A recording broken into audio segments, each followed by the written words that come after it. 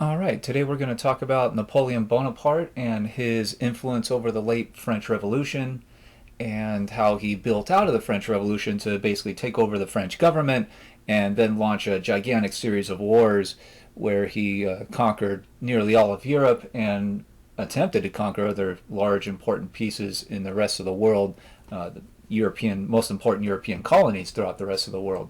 So Napoleon becomes a big thinker and or at least dreamer, ambition wise, um, and he's going to have several phases of his rule that tend to dominate European history for these 20 years, give or take. So we see that here laid out in the outline. So we'll first talk about generally how he is as a politician, what he believes, what he wants to at least convince people that he believes, to get their support to continue doing other things that he wants.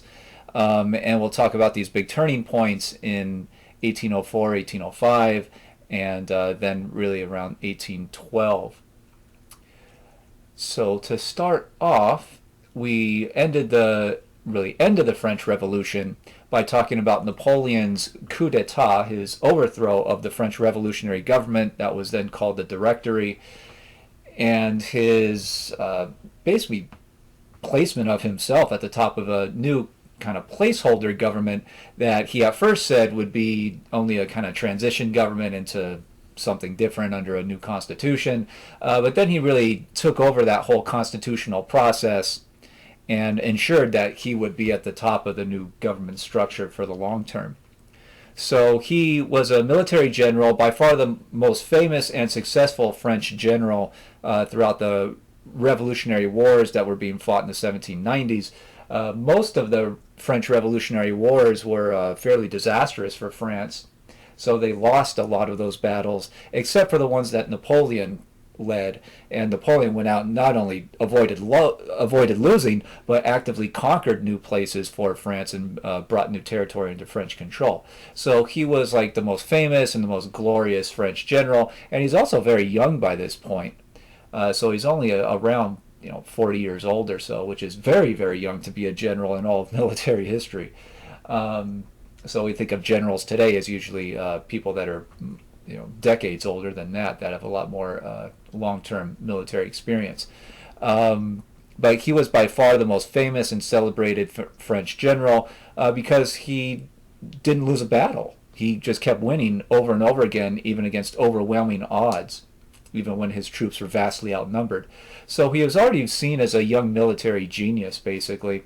And he used that kind of aura of invincibility and the French population's kind of confidence in him to overthrow what many had accused of being a very corrupt and inept government in the Directory in very late 1799, toward the end of the year. So the new government that comes into office is called the consulate or the consular government, where the executive branch is broken into three different people, three different positions, and Napoleon basically set himself up as the first consul, the primary person that's running the executive branch of government. And from there, he really pushed out any potential rivals that would write up a constitution that would be against his interest. So he tended to control the process of writing a new French constitution, and it becomes known as the Napoleonic Constitution because he exerted so much control over it. The new constitution basically gave virtually all government power to the first consul and put him in that position as first consul. So he pretty much declared himself first consul and then controlled the process. He is given almost just a few months later a 10-year term of office as first consul in 1800. So just a few months after this coup d'etat that put him in power in the first place. And in 1802, the French government, kind of underneath him, the bureaucracy, chose to give him a lifetime appointment to be the first consul. So Napoleon's ambitions are growing from just leading the coup to running the transition government to getting a 10-year term to run the new government and then a lifetime term of office in 1802. So he's kind of steadily moving closer and closer to basically declaring himself to be the new king of France for all intents and purposes. Another big deal that he struck in 1801 was called the Concordat with the Roman Church, the Catholic Church. We should remember that the French Revolution had basically declared Catholicism to be kind of corrupt and full of superstition and all kinds of things. So the government had withdrawn all of its support for the Catholic Church in France and had even confiscated Catholic Church lands and buildings and sold them off at auction and all kinds of things. So the Concordat is an agreement between Napoleon, leader of the new French government, and the Catholic Pope at the time to rebuild religious toleration for Catholicism in France and rebuild the kind of special relationship between this one religion and the French government. So it's seen as a kind of major transition point away from the revolutionary French Revolution's kind of anti-religious stance in general applied to all religions.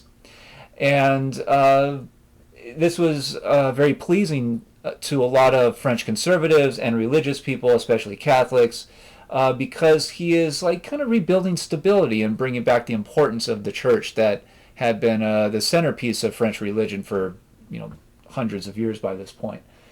So a lot of, especially the wealthy, the elite, the landowners, and of course the Catholic Church kind of bureaucrats and functionaries are very happy with this deal because it's bringing like a pre-revolution type of feel back to France.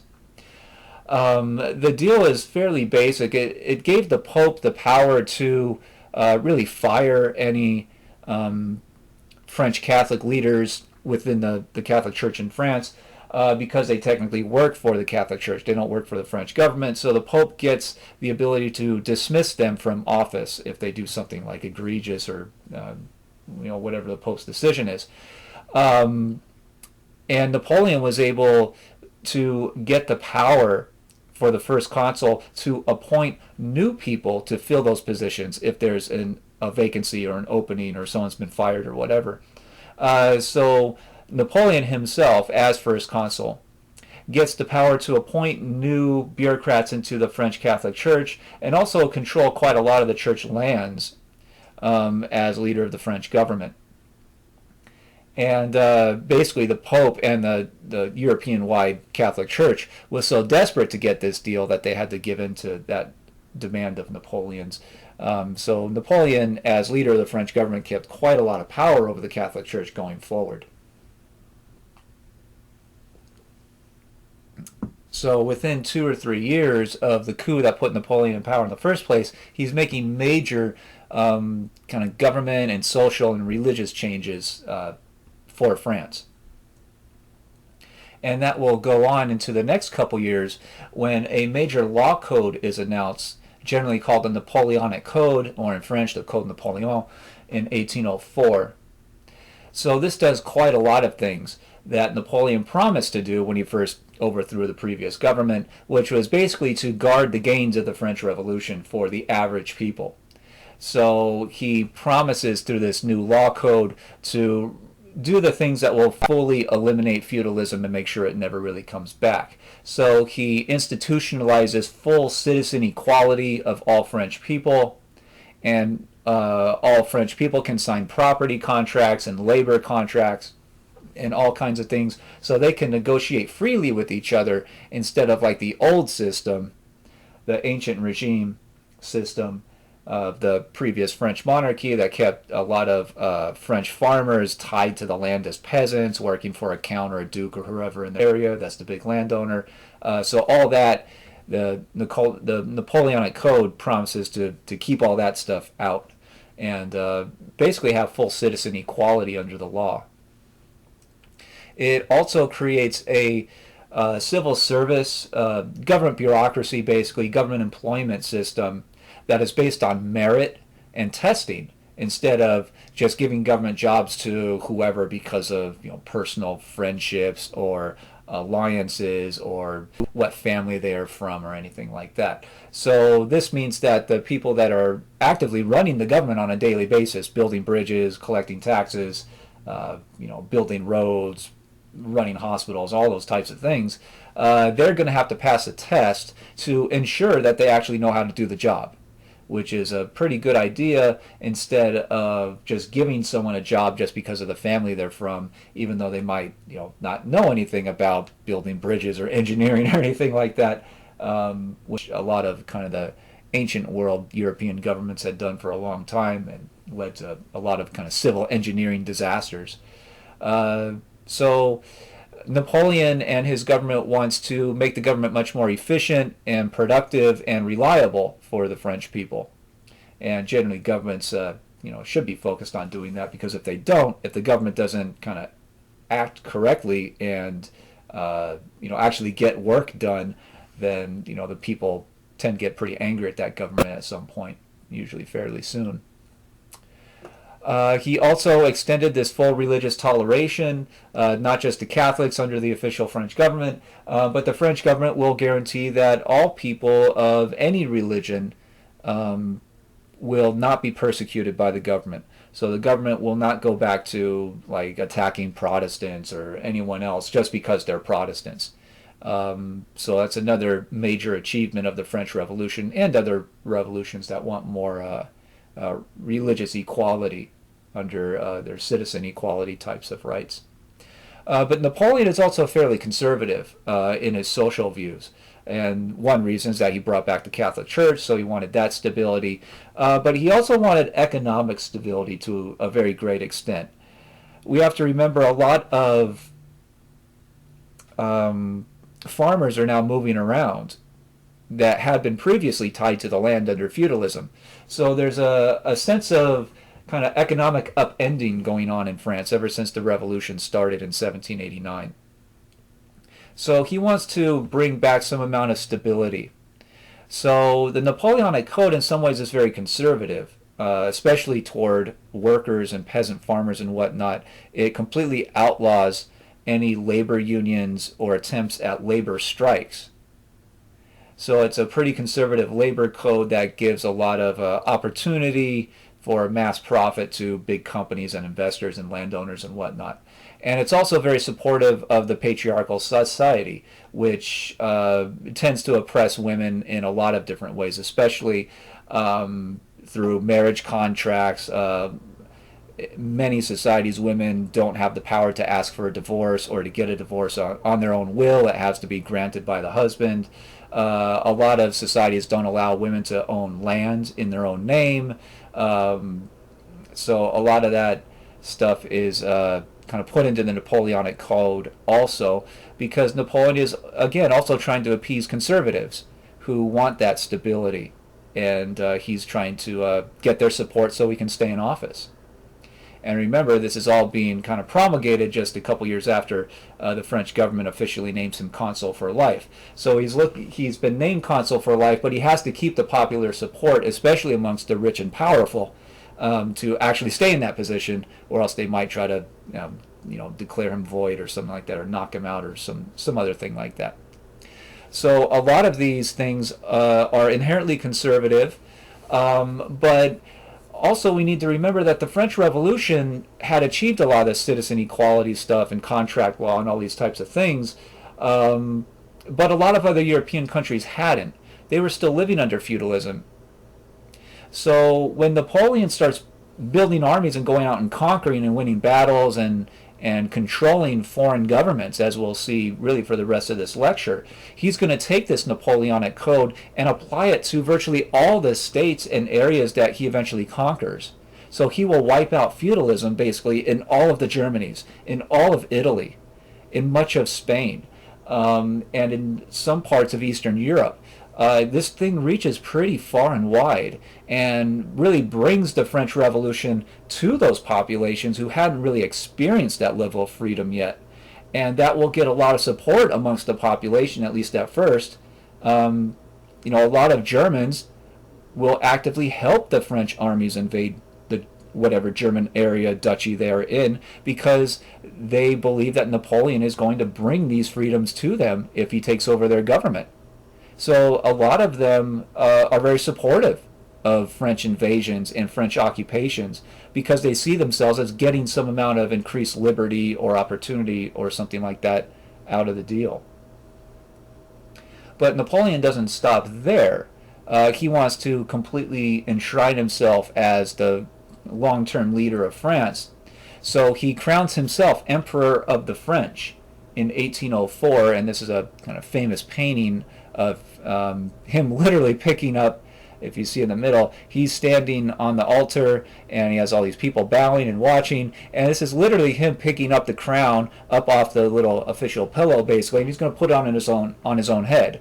So he brought the Pope and a lot of other high-level international dignitaries to watch this, and usually the Pope does that kind of crowning, but he just got up and did it himself, and the Pope kind of looks around and says, what am I even here for? But that's the kind of person Napoleon is by this point in 1804. He's very confident. He wants to solidify his position. And crowning himself Emperor of the French is an interesting term. He is not saying King of France. He does not own all of France like the previous kings of France had. So this kind of Emperor of the French is like leader of the French nation or the people. But still, he is emperor, so he's some kind of royalty now. So it's an interesting kind of hedge. He's walking a tightrope between wanting to solidify his power and also not going so far to say to the French people that he technically owns all of France himself. When Napoleon does this, a lot of people who believe in the citizen equality and had hoped that he would institute some kind of democracy for France and that he would defend the full-scale French revolutionary gains are very upset by this. And they start criticizing him for doing this.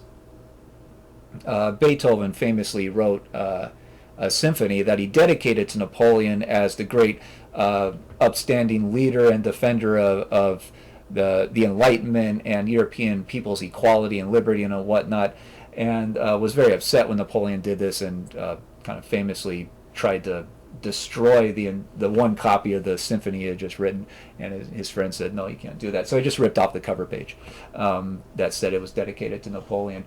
But that kind of symbolizes a lot of the anger that French people and Enlightenment and equality revolutionary supporters all over Europe and the world thought about Napoleon. They had high hopes for him early on, and they see this as a betrayal, because it's really hard to talk about equality when you're calling yourself emperor over the people. That implies a lot of inequality. You're on a higher level and you govern them, and they don't get to vote on it, basically. So this is often seen as a denial of equality and democracy and all those types of things that the French Revolution had been about in many ways. And Napoleon has to do something, at least he feels he has to do something, to tamp down on this criticism. So right after he declares himself emperor, he shuts down 60 out of France's 73 newspapers to shut down the editorials that are speaking out against this action.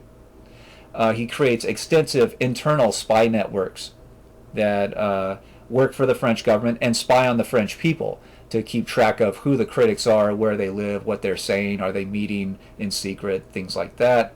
So there's a lot of government censorship and scrutiny of books and newspapers for people they suspect of possibly being disloyal to Napoleon. They will, go into their homes and do searches. They will read the people's mail before it gets to them, all these kinds of things, in order to basically make a list of potential enemies of the government that have to be dealt with. So they're ramping up kind of treason charges and all those types of things against people who criticize Napoleon for crowning himself emperor. So this has a pretty far and wide-ranging effect on especially popular opinion in France itself. And he also has to defend a lot of this stuff against foreign enemies. So right when he got into power, you have to remember that France is actually at war with a couple of countries when he overthrew the French government. So the main countries that he's going to fight against at this point are really Austria and Britain. And, as the new leader of the government after the coup, He is running the government, and he's also still the best general they've got. So he personally goes out to battlefields and leads the French armies in taking on the Austrian army, especially at the Battle of Marengo and Hohenlinden in around early summer of the year 1800, and defeats them both. And at that point, the British don't really have much of an army moving around in Europe, so there's a peace negotiation that goes on. But this will start off Napoleon on his continued kind of military dominance over anyone who takes him on for years and years and years. So we'll talk about the treaty that results from those battles in the year 1800. The treaties are officially kind of signed in early 1801 because it's such a difficult negotiation. But Napoleon has the upper hand in the negotiations because no one can beat him on the battlefield. So his enemies, especially Austria and Britain, are officially forced to recognize French control over satellite governments in Switzerland, which they call the Helvetian Republic, and Italy, which he calls the Cisalpine Republic. So France has basically conquered Switzerland and northern Italy as we know it today, and sets up his friends to run those governments so that they'll follow orders from him. He also creates French satellite governments in Prussia, Bavaria, and Hesse, which are all some of the major German realms. So he's slowly taking control over the Germany area as we know it today.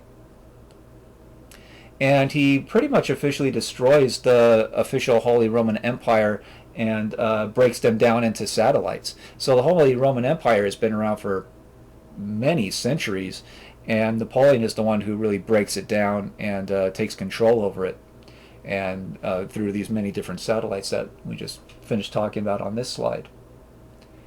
So with Britain now pretty much isolated and is the only country left fighting France at this time, they signed a separate peace called the Treaty of Amiens, which basically recognizes all this French type of stuff and all these French satellites on mainland Europe.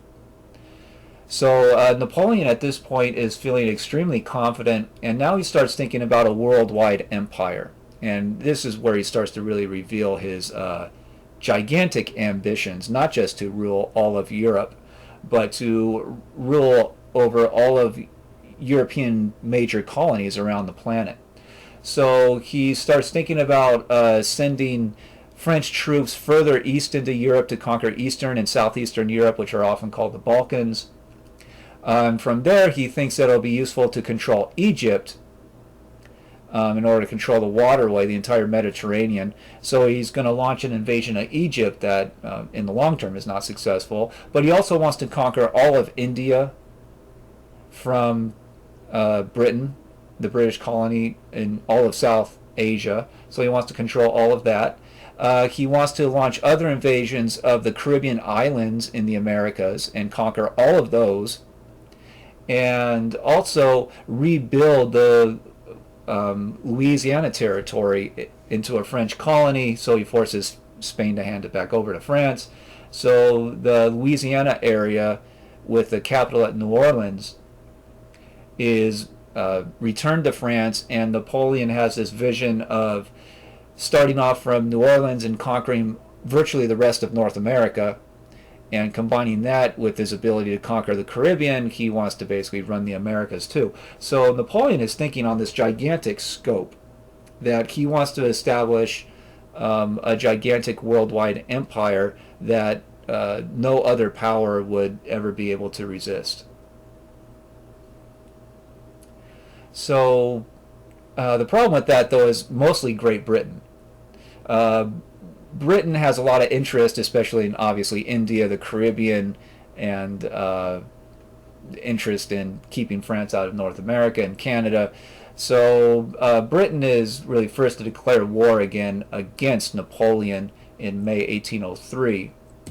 So Napoleon's plan is to attack Britain directly, which requires a navy because Britain is an island. So Napoleon starts doing two things really at the same time. he starts building a large naval fleet, basically a French armada, in southern France, where this blue dot is on this map. And at the same time, he's going to build a gigantic and probably one of the best trained land forces, land armies, up in Calais, which is in northern France. And he's also going to try to force Spain to build its own version of a new Spanish armada. And the plan is to eventually, after about a year or so of building up and training and getting ready, for the French armada to leave from this blue dot and sail kind of southwest. If I can get my little pointer going. Leave from the blue dot and sail south and then west, get through this point at Gibraltar, and get into the Atlantic Ocean and join up with a Spanish fleet out here somewhere. And when they join up, their plan is to sail up the west coast of Spain and basically have some kind of battle out here somewhere against the British Navy, defeat the Brits, and then go pick up this gigantic, huge, best trained army, maybe in all of Europe, somewhere here in northern France, and with the sea lanes wide open, just kind of transport that army onto the British homeland and launch an invasion of Britain. So that's the battle plan. And they start to put it into effect. So this gigantic, he calls it the Grande Armée, is basically the Grand Army is sitting in northern France waiting to be picked up so they can invade Britain directly. And the French Navy starts off from the blue dot. They start going toward Gibraltar. And the British find out what's going on. So the British send their gigantic navy, which is probably the most powerful navy in the world and has been for well over 100 years by this point. The British send their navy south, and they trap the combined French and Spanish navies down here right at Gibraltar, where this red dot is, and that becomes known as the Battle of Trafalgar. And the battle is very one-sided. The British leader at this battle is named Nelson. He's a kind of naval military genius, so he basically figures out what the French are trying to do and traps them at that point and tells them to basically go home. And when the French and Spanish decide to attack, the British just basically annihilate the French and Spanish fleets. And the defeat is so complete that at that point, after this battle, Napoleon is forced to admit that there's no way he's ever going to be able to build another big navy to attack Britain directly. So the Battle of Trafalgar is hugely famous in British history. They have landmarks named after it and all these types of things. And Nelson is seen as a big national hero because it stopped the French invasion of Britain, because Britain doesn't really have a very big army, and their army is largely spread out amongst its many colonies. So the feeling was, if Napoleon had won, or if the French Navy had won this battle and was able to land French troops in Britain itself, the French troops might have had a fairly easy time of conquering Britain. But that didn't happen because of Trafalgar and Nelson and his soldiers, his sailors. So now Napoleon has to figure out what's he going to do to force Britain to back down. At the same time, the Austrians think that it's a good opportunity to rise up against Napoleon because he's lost this battle at Trafalgar. So the Austrians quickly build a new army and start kind of marching westward, and Napoleon sends the Grande Armée out from northern France out to attack the oncoming Austrian army, and a couple of giant battles happen at and Austerlitz in later 1805. Especially Austerlitz is a giant battle where the Grand Armée is hugely successful and just destroys the Austrians. So the Austrians made the mistake of thinking that Napoleon was and France was weakened by Trafalgar, and that was a big miscalculation. So they're forced to retreat and signed another peace treaty with Napoleon. So here's a famous painting of the, I think it's the day before the actual battle at Austerlitz, and another famous painting of the battle itself and Napoleon out there. So the battles of Trafalgar and Austerlitz lead to what's called the Peace of Pressburg in late 1805. And again, this is Napoleon basically forcing his will onto the Europeans. Prussia has to agree to be a formal ally of France and to take over a part of Germany that's called Hanover in order to anger the British, because the British monarchy, these Germans that the British had imported to be the British kings in the early 1700s came from Hanover, so that's like their ancestral homeland and stuff. So that's designed to piss off the British monarchy. And in this peace treaty, Napoleon basically completely redraws the German map. And he builds 4 gigantic satellite governments that are called the governments of Baden, Württemberg, the Confederation of the Rhine, Prussia, Saxony, on Baden again, I guess. I wrote that in there twice for some reason. But Napoleon basically takes over what we would today think of as all of Germany at this point, and builds new governments there basically to serve his own purposes, largely to run military drafts to rebuild his armies so he can launch invasions of other places. This peace treaty also it takes the former so-called republic governments that France had controlled before and puts them directly under especially Napoleon's brothers. So there's a new kingdom of Italy that's created, a new kingdom of Holland that's created, and this is also where Napoleon starts really screwing with Spain and Portugal and trying to force them to accept one of his brothers to be the new king of Spain, which Spain and Portugal are not happy about in the least, and will start kind of insurgencies against him. But Napoleon now has control over just an absolutely gigantic amount of territory directly because his brothers basically follow orders from him. So he mostly controls what we would today think of as almost all of Germany, all of Italy, France obviously, plus Spain and Portugal. So this is kind of something that no European leader has done for about 1,000 years. And it's all because he still does not lose on the battlefield. Whenever some country tries to rise up against him or declare independence or whatever, they march out and fight it out, and Napoleon always wins. So he's seen as unbeatable. And we see a lot of famous images of that idea. The painting on the left is a very famous painting of Napoleon on his horse, and on the edge of this mountain somehow. But directing the way forward and leading the attack. So he's seen as unbeatable on the battlefield. So he's seen as like a god of war, basically. At the same time, though, he also hires artists to portray him as an emperor of France and as like a godly type person. So we also see the image on the right. And again, this is the same person, just 2 different kind of sides of how he wants himself portrayed to convince people to support him one way or the other. The one country that is really, well, a lot of countries are really angry about all this stuff, but Prussia is especially very angry about all this.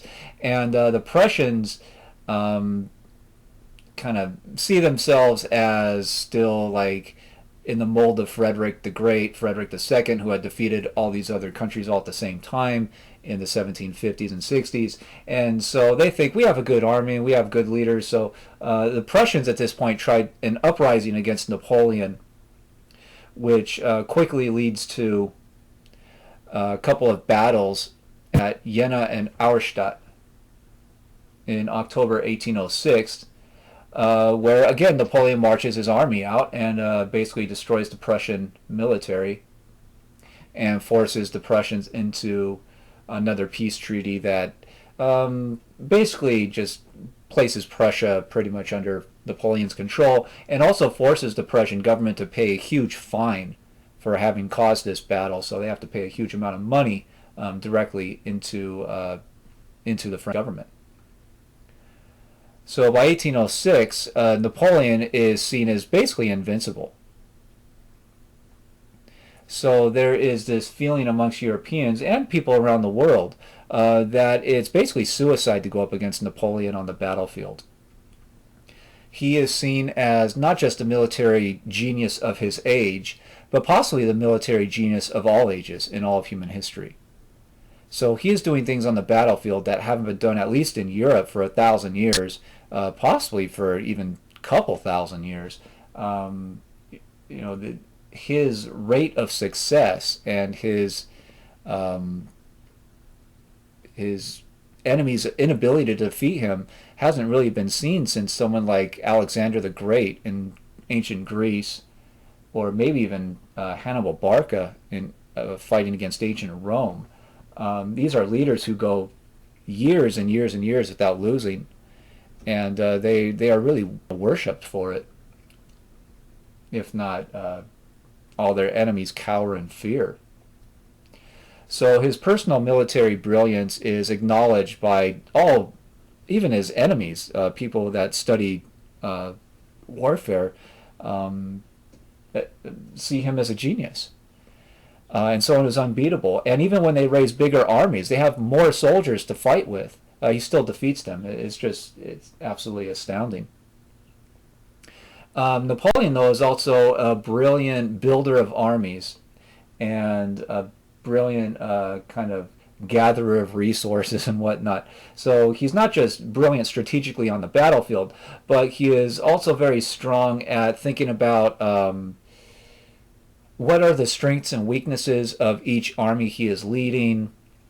How can he gather resources to kind of build up, protect his weaknesses or embellish his strengths, and how does he on the battlefield use those strengths and try to minimize those weaknesses against his enemies. And he also really inherited a lot of the French army's obsession with building up a stronger artillery with more firepower after their loss in 1763. So under the previous monarchy, under the last King Louis, the French army had invested huge amounts of money in rebuilding itself, and especially building up its gunpowder forces to use cannons and whatnot. So he took advantage of that and had even studied that type of stuff as a college student when he was in military school. But Napoleon's big problem, as we see on this map, is really Great Britain. As we look on the map, I like this map because it shows a lot of different kind of relationships. Napoleon directly controls what is at that point known as the French Empire. So all this stuff in dark green, that is under his direct personal control at any given moment. The areas in lighter green are kind of foreign areas under his control, largely through his brothers that are named king of these different areas. The kind of areas in purple, those are possibly enemy governments in the future, like Prussia or Austria or Russia, but they are very reluctant at this point to declare war or only fight against Napoleon because they're scared of him. So the one country that's really kind of vocally and openly resistant to Napoleon is Great Britain. And that's why it's in this kind of orangish different color on the map here. So Napoleon's big thing at this point by about 1806, 1807 is trying to figure out if he cannot invade Great Britain directly, militarily, how is he going to force them to give up their resistance? And his eventual plan is basically to rely on economics in what he calls the continental system. So the continental system is Napoleon's ability to gather all these territories under his control and force them to boycott British goods, to refuse to buy anything made in Britain or a British colony, or eventually anything that is shipped to these areas through a British ship, through a British boat. So he's going to force all these territories under his control to refuse to buy anything that is delivered by a British boat or made in Britain or its colonies. So it's a gigantic economic boycott. And a boycott is just a refusal to buy things. And Napoleon wants to rely on basically the force of money to force Britain to give up. Napoleon figures that Britain needs that money to keep its economy going. So he says we're going to shut down their economy, and if their tax rates go down, government revenue goes down, they won't be able to maintain their armies and navy at current spending levels. So that will force them to eventually give in to Napoleon's demands. The problem, though, is that the continental system has several weaknesses, and really important weaknesses. Number one is that Britain doesn't really have to rely so much on trading with mainland Europe. Britain is a worldwide empire, and the biggest empire in the world at that point, so it has colonies all over the globe, and has friendly trade relations with other countries all around the world, if not direct colonies. So Britain will be able to keep its economy alive just by trading with its colonies, moving stuff around, buying and selling, importing and exporting. The second major problem is that the French army is not able to, over time, directly control all these territories throughout Europe. The French army is just not big enough. They don't have enough troops, they don't have enough what we call boots on the ground in military terms to literally enforce this boycott on people who are critical of it, who don't want to do it. You have to have troops basically in every town and city and village in order to enforce it, and there's just not enough French people to do that. So Napoleon is going to rely on drafting, especially German soldiers, to try to do that, but he's basically drafting German people into the French army to enforce a boycott on German people who don't want a boycott. So a lot of times these German draftees are pretty upset at the orders they're given, and will look to look for loopholes or to get away with things in secret or whatnot. So Napoleon and the French army will really never be able to fully control the continent to the point where they can really actually keep all the British goods out. So there's a big black market in Europe for British made or British transported goods. And third big weakness is that a lot of Europeans had grown rich trading with the British Empire, and they want those profits to continue. So they're very upset at Napoleon and angry at the continental system. They want to get rid of it because they see it as destroying their company and even personal profits. So they're going to kind of combine that economic interest in getting rid of Napoleon with their kind of nationalistic feelings very often about they don't want a French person controlling Spain or Germany or Italy or wherever we're talking about. So those three weaknesses will kind of emerge over the next several years. But Napoleon continues trying to enforce the continental system into the 18 teens. So it goes on for several years.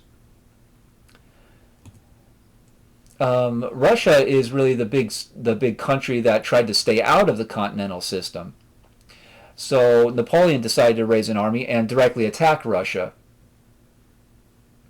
And there's a big battle in June of 1807, which really is a kind of draw. Napoleon doesn't win or lose, and neither do the Russians at that battle. But the Russian government is so afraid of Napoleon at this point that they sign a peace treaty that forces Russia to adhere to the continental system, to adhere to the anti-British boycott.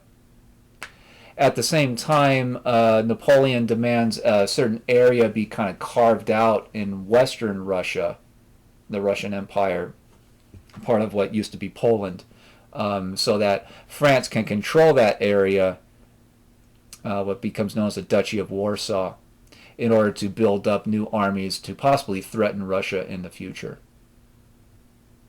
So we see that on this map, this kind of bluish areas are places that Napoleon controls basically directly, and we see this Duchy of Warsaw out here, carved out of what used to be pieces of the Russian Empire. So Napoleon wants that area to build up a French army, or a French-ish army, of local draftees in order to threaten Russia in the future. So that's his goal for that. This map also shows that Napoleon has direct control over Spain, which is somewhat controversial. This is a transition point in Spanish history between one guy who had been king and his son wants to be king. So there's a kind of controversy in Spain about who the official king is. Napoleon, some stories say that he bribed both of them so that they would leave Spain and go live in France, basically, so that Napoleon could appoint his brother to be the new king of Spain. Other stories say that Napoleon basically kidnapped both of them, brought them to France, and held them under house arrest. Either way, they are taken out of Spain one way or the other and living abroad, living in foreign countries. And that gives Napoleon the opportunity to appoint his brother, a French guy, to be the new king of Spain. And the Spanish people are not very happy about that, and they started uprising that the Portuguese eventually join also, because Napoleon's trying to control them and force all of them into the continental system. So there is a gigantic Portuguese and Spanish insurgency against the Bonaparte regime that goes on for years and years, and this is a famous painting by Goya about some of the what they would call freedom fighters have been captured by the evil French and are being lined up to be executed. And they're saying, go ahead, shoot me, I stand for the freedom of the Spanish people, basically. So that was in 1807. But for the next several years, Napoleon will continue sending more and more French soldiers into Spain and Portugal to try to control the place and destroy the insurgency. But they just can't, because the insurgency is popular amongst the Spanish people. They see Spanish people rising up against Napoleon and his brother as national heroes. And also, Britain sees this as a good opportunity to invest in. So Britain will send a lot of money and weapons and other supplies to the Spanish and Portuguese insurgents, trying to convince them to continue fighting Napoleon, because, you know, Britain is going to support anyone who wants to fight Napoleon, because the British want to defeat him somehow or other. So a lot of historians will refer to this as Napoleon's, quote, Spanish ulcer, that he always has to worry about what's going on in Spain, and he keeps on sending more and more troops, but it just never works for him, because the Spanish basically hate this French-controlled government that he's enforced on them. So the Spanish and Portuguese feel that they are living under foreign occupation, and they want to get rid of it, and they'll keep fighting for years. Going into about 1809, the Austrians think that Napoleon has sent so many troops into Spain that might weaken Napoleon's ability to control, the Germanys and Austria and whatnot. So Austria suddenly builds up a new army and declares war and marches out and takes on Napoleon again, and Napoleon wins another battle against Austria at the Battle of Wagram in 1809. And that again forces Austria into another peace treaty that gives Napoleon even more control over the Austrian government. And the Austrian government appoints a new head of foreign policy named Metternich, and that's a picture of him here as a younger guy. So he'll be in office in 1809, and his strategy is basically to sign any peace treaty that Napoleon wants, keep Napoleon happy, keep French troops out of Austria as much as possible, and basically wait for a good opportunity to launch another war against Napoleon. So Metternich is secretly plotting and waiting for the best moment to rise up again. And going into this next section, now Napoleon has pretty direct control over Austria for at least a few years. But Napoleon's big problem now is that the Russians are allowing British goods into their country. And Napoleon is not happy about that. So Napoleon feels like he has to take some kind of step to let the Russians know that they're not allowed to do that, that they are under control.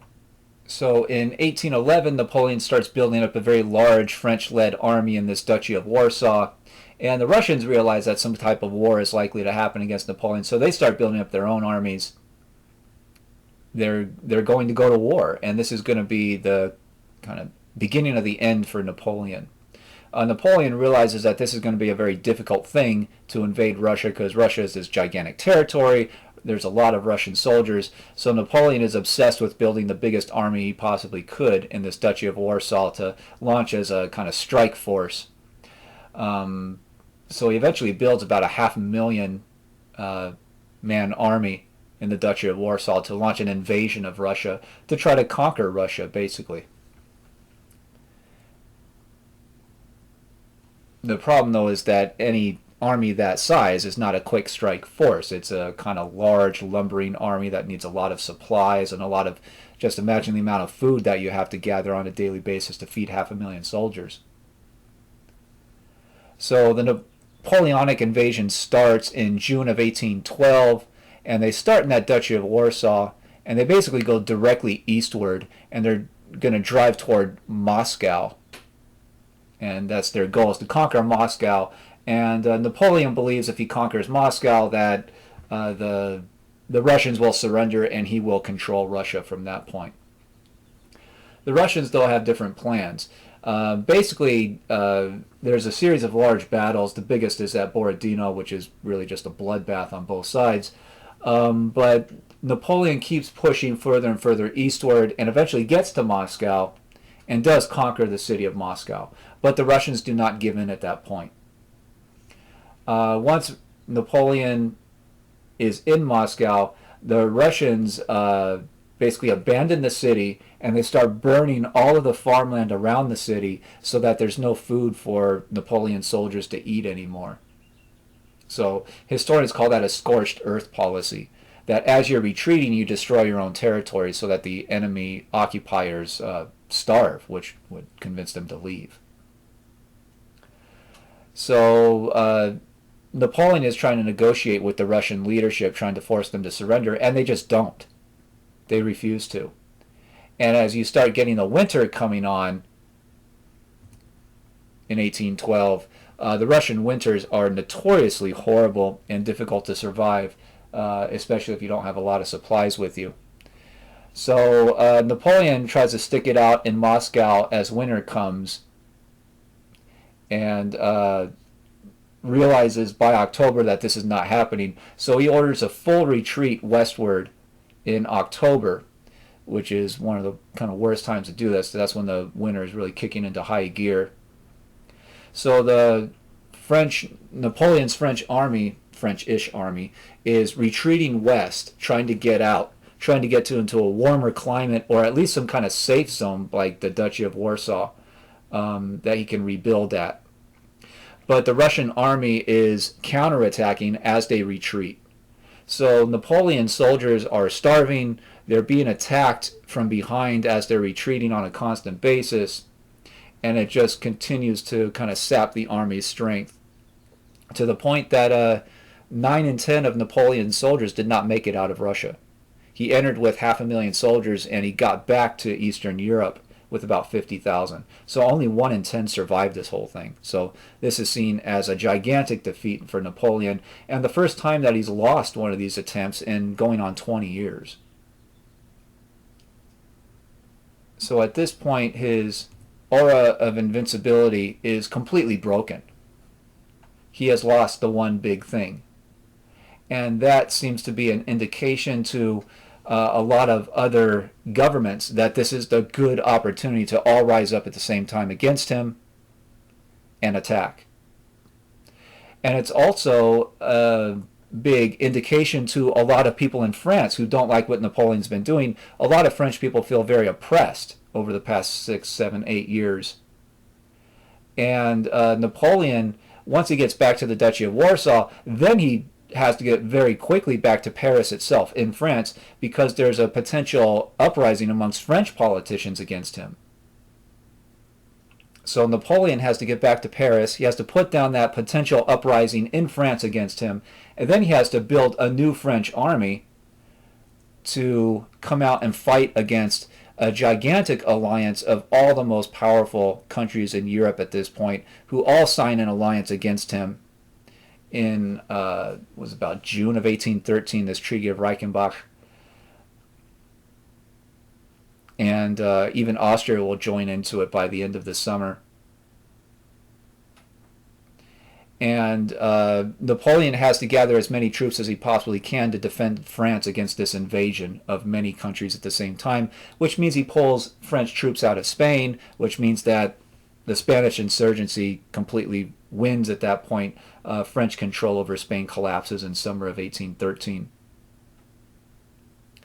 So Napoleon is now really focused on trying to defeat this massive coalition of countries against him, and they finally meet a giant battle called the Battle of Leipzig in October of 1813, and the coalition defeats Napoleon's army. So this is the first time Napoleon has lost an official battle in literally 20 years. And that pushes basically all French forces out of Eastern and Central Europe and back into France itself. And Napoleon scrambles to rebuild the French army to defend the French borders against an invasion of all these foreign countries at the same time. So his aura of invincibility is really gone at this point, and that's the beginning of the end for him. And a lot of the economic and landowning elites around all of Europe, who are very angry about him for the continental system and all this economic favoritism toward France and this refusal to buy stuff from Britain that had made them rich very often, they are all ready and willing for this chance to rise up against him, and they do.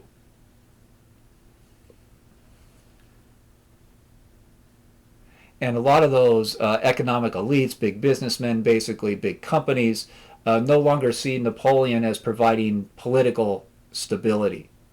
They see him as in a collapse phase, and so they start cutting deals with the coalition members to rebuild stability. And of course, there's also the French Revolution has unleashed a lot of nationalistic feelings, that there should be a unified Germany or a unified Italy, that the Italian people are all in this together, and that they should not accept any French occupation anymore. And there's similar feelings in Portugal and Spain and are really all over Europe. So all these forces are kind of coalescing against Napoleon at this point.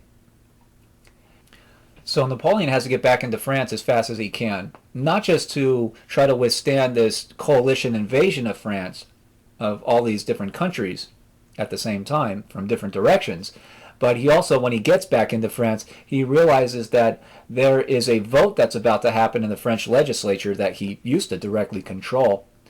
And the legislature votes to force Napoleon to make a peace treaty with the coalition so that France does not get invaded and destroyed. Napoleon refuses that, so now he's broken a law, and he therefore dissolves the legislature, which is an outrage in France because that's very obviously anti-democratic in almost every way. So he tries to pass a new law, a new kind of levée en masse from the old French Revolution idea of taking any physical object in France that's useful to fight, to defend France. But the population is completely resistant to this because he has shut down their legislature, and now he is demanding a draft of virtually everyone and everything in France to fight off this invasion. And a lot of French people realize that the coalition, they're not angry at the French people, they're angry at Napoleon.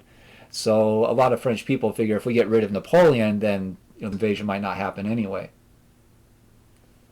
But the invasion does happen, and the coalition members go right after Paris, the French capital city. So Napoleon is moving his armies around outside of Paris, trying to defend, to keep the foreign invaders out. And he actually defeats quite a lot of them for a couple of months in February and March of 1814. And military historians studied that series of battles because there's such a brilliant strategic movement and decisions against overwhelming odds that he actually won. But eventually, they do get through to Paris, and Napoleon is forced to abdicate, which means quit He officially resigns as Emperor of the French. And this new group, basically the coalition leaders called the Congress of Vienna, are going to they're going to meet in Vienna, the Austrian capital city, to decide how to redraw the map of Europe and how to keep Napoleon out of power. Basically, put him in prison so that he never comes back, so they never have to deal with him. So while that's ongoing, their first decision is, yeah, we're going to arrest Napoleon and we're going to send him somewhere else. So they imprison him on an island called Elba, which is off the northwestern coastline of Italy. So Napoleon is put there. They officially allow him to be Emperor of Elba, which means like nothing to Napoleon because it's this tiny little rock of an island. But he kind of goes for it for a little while, for a few months, and he starts kind of directing the Elba government to build roads and do all these great things and whatnot. So he's kind of playing that up.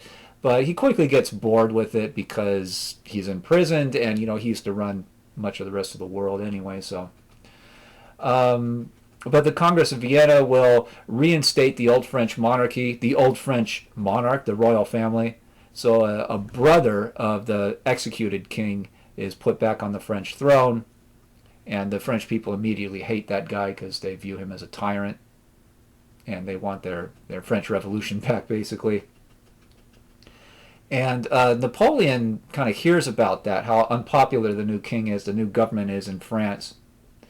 So Napoleon secretly bribes some of the guards that are supposed to keep him on Elba. And they get in a boat and they go back to France in March of 1815, so about a year later. So he's on that island for about a year, but he comes back to France. And the French government says, this is illegal. They try to put him under arrest, and so they send some troops out to arrest him. And he meets with the government's soldiers and basically says, I am the leader of the French. I led them into the most glorious phase of their history. Nobody likes this new government under the old French monarchs. We know how brutal and how horrible they have always been. So he basically says, hey, if you want to shoot me, shoot me. That's your decision. But I'm going back to take over the government again for the benefit of the French people. And the French army largely sides with him at this point. They support him. And he gets back to Paris. He takes over the French government again. And he tells all the coalition members, Austria and Prussia and Britain and Spain and all those other foreign countries, he said, I'm not going to start any new wars. I just want to run France for the benefit of the French people, because I want to bring back all those revolutionary gains and reestablish equality and liberty and all those things. And I'm going to run a democracy here. And you have nothing to worry about. I'm not going to rebuild armies. I'm not going to invade other places. I don't have any of those ambitions anymore. And of course, the coalition partners don't trust him. So they start building up armies immediately to invade France, to knock him out of power, to invade Paris again, knock him out. So Napoleon says, it's time to start rebuilding the French armies again, and he quickly tries to do that really as kind of fast as possible in just a couple months. And he marches those armies out of Paris to the northeast to a place called Waterloo, where his goal is to really attack the British and Prussian armies before they can unite with the Austrian army. That's really his battle plan. And it almost works. Napoleon almost took on those three very powerful countries and almost defeated them. He did take them on, but he very nearly won that battle. But he didn't. The coalition defeats him at Waterloo, and he is forced to abdicate again in July of 1815. And this time, the European monarchs are not screwing around anymore. They're going to put him on an island way, way far away from Europe called St. Helena, which is in the southern Atlantic Ocean, closer to South Africa than it is to Europe.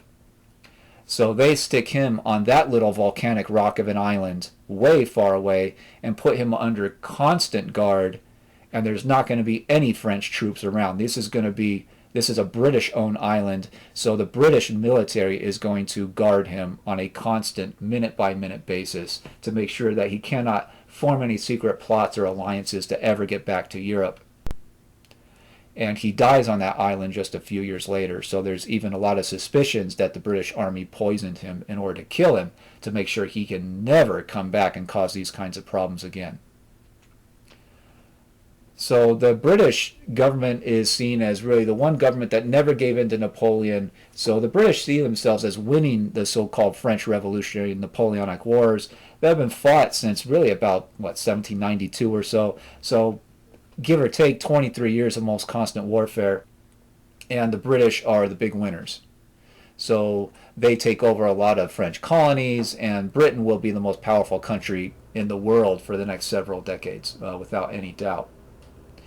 The Europeans will, the monarchs are put back on their thrones, and they're going to have to meet again and try to figure out how to redraw the European map again.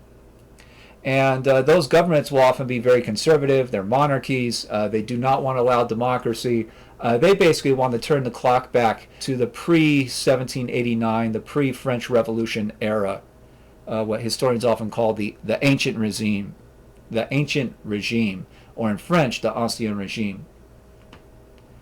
They want to pretend like the French Revolution never happened. They want the old economy, the old political system, the old social structure to be back in place. And the problem that they have is that a lot of people living in Europe still remember the French Revolution and the statements of liberty, equality, and fraternity, the demands for democracy, the greater social and economic freedoms that they had. So a lot of the European population wants that stuff, but their monarchy, conservative governments do not.